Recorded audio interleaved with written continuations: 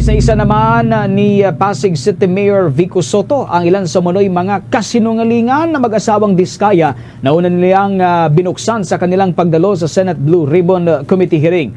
Sa pagdalo ng alkalde sa pagdinig ng House Tri-Committee, binalikan nito ang ilan sa ani ay hindi tugma at hindi tamang statement na mag-asawang Diskaya tulad ng 2 hanggang 3% lamang o 5% ang kanilang kita mula sa laga ng kontratang napapanalunan nila sa mga flood control project. Ayon sa alkalde, hindi ka panipaniwala ang naturang pahayag lalo na kung ibabase sa mga kayamanan ng naturang pamilya, batay na rin sa mga nauna nilang isinasa publikong record.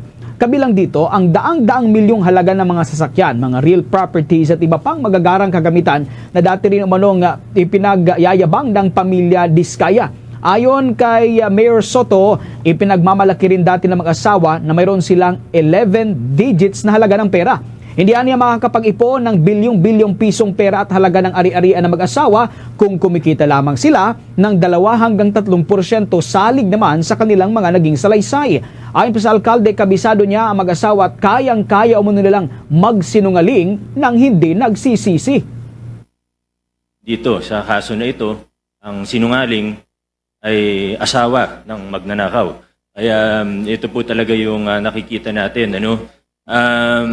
Isang very glaring na kasinungalingan ay yung kahapon po sa statement, sa sworn statement po nila ay na 2 to 3% lang daw ang kinikita nila sa bawat kontrata.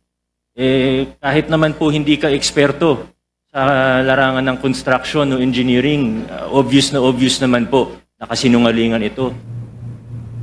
Sa pagdinig naman ng House Committee, tanging si Curly Diskaya nga nakadalo dahil nga sumunoy dinadamdam na medical condition netong ni Sarah Diskaya. For the most trusted source of news and information, visit our website at www.bomboradio.com. Follow us on Bombo Radio mobile app, Facebook, YouTube, TikTok, and X, formerly Twitter. Like, share, and stay connected. Anytime, anywhere.